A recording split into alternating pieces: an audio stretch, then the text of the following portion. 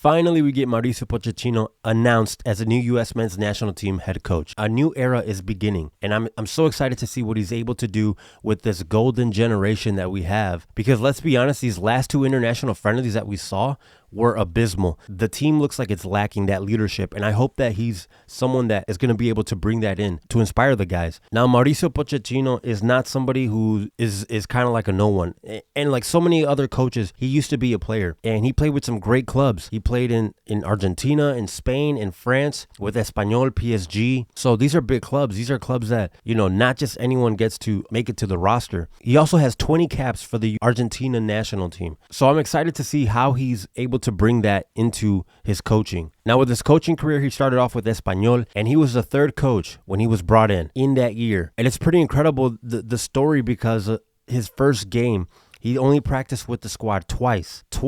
In his first game, he has to verse Barcelona with Pep Guardiola coaching that team. And if you remember soccer, you know that Pep Guardiola is one of the greatest, if not the greatest, in coaching in modern era. And what he was able to do, like I said, he's barely going in. He has to verse this incredible team, and he's able to pull off a 0-0 tie. That was huge. That was huge because who you're versing. Literally, he was just brought in, right? He was just brought in as a coach. So that right there was very impressive. Also, that team was battling relegation, and he brought them up to mid-table. So that right there brings eyeballs to a coach. Then in 2013, he becomes a manager for Southampton. In his first full season, he finishes 8th place, which was her highest position in about 10 years. So he's a coach that is establishing himself to be someone that can help teams who are not performing, be able to bring them up, to elevate them, and to help them not be from the bottom anymore. And then his time at Tottenham, he helped them reach 2nd place in the league. Now, of course, they were on track to be first, but towards the end, then some things happened, and unfortunately, they made it to 2nd place. But still, 2nd place in the Premier League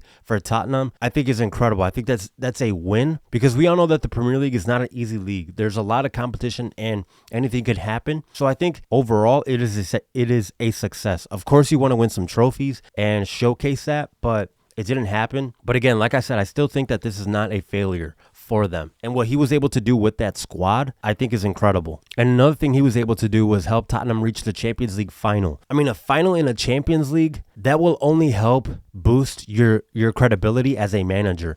As a manager, to be able to do that, to reach the final where some of the greats, some people make names for themselves. I think that is incredible. I'm excited to see. These stories right here are what motivate you to see what he's able to do with the U.S. men's national team. The fact that he was able to take guys who no one else thought they would, Espanyol thought they were going to be relegated. Southampton helped them get 8th place finish, which was incredible for them. With Tottenham, they made it to the UEFA Champions League finals. These things right here, will he be able to help the U.S. men's national team get something? I mean, for years and years and years at World Cups, we've only made it to the semifinals. I mean, will we be able to get over that hump? I have hope that we will be. Now, as a manager, his style of play is pressing, building from the back, and attacking. And something else that he likes to do is develop young guys, develop the next players. He's actually been credited as helping England, because a lot of the guys that he coached, he was building up when they were still young, and a lot of those guys actually play for the national team now. So Pochettino gets some credit for some of the guys who are now the stars. A lot of it gets to look at what he was able to do. And there was also rumors before he was announced as the U.S. men's national team coach that he might go to England, because he was received so well. The fans love him. The people love him. And so I'll be honest, I'm kind of surprised that he didn't take it. But like I said, I'm excited to see what he's able to do. I'm excited to see how his experience overall, because this is his first national team job. But I'm excited to see,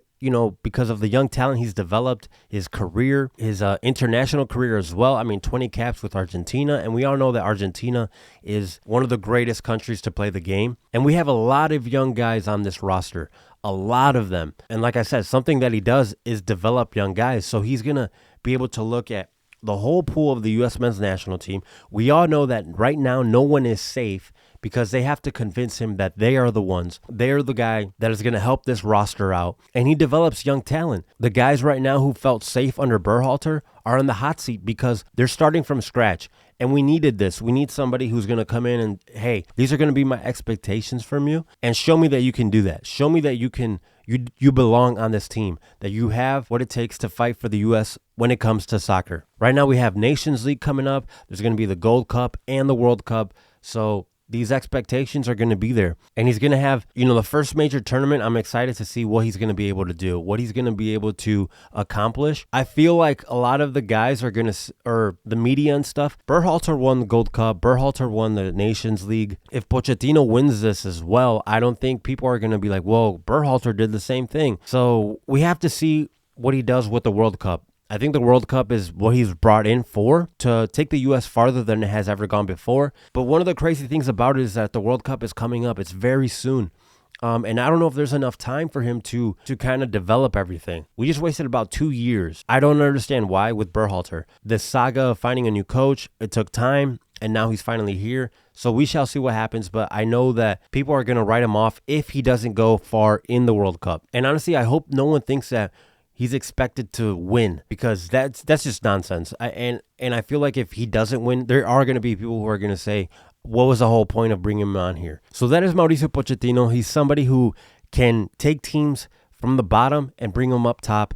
And I'm excited to see what he does with the U.S. men's national team, with these guys who, a lot of them are young, who can still, be developed to the next level. And I hope he's able to do that with these guys. So what do you guys think? Do you think that this was a good hire, a bad hire? I would love to hear what your expectations are of him. If you guys can also just give this video a like, it really helps with the algorithm. And with that, I will see you all on the next one.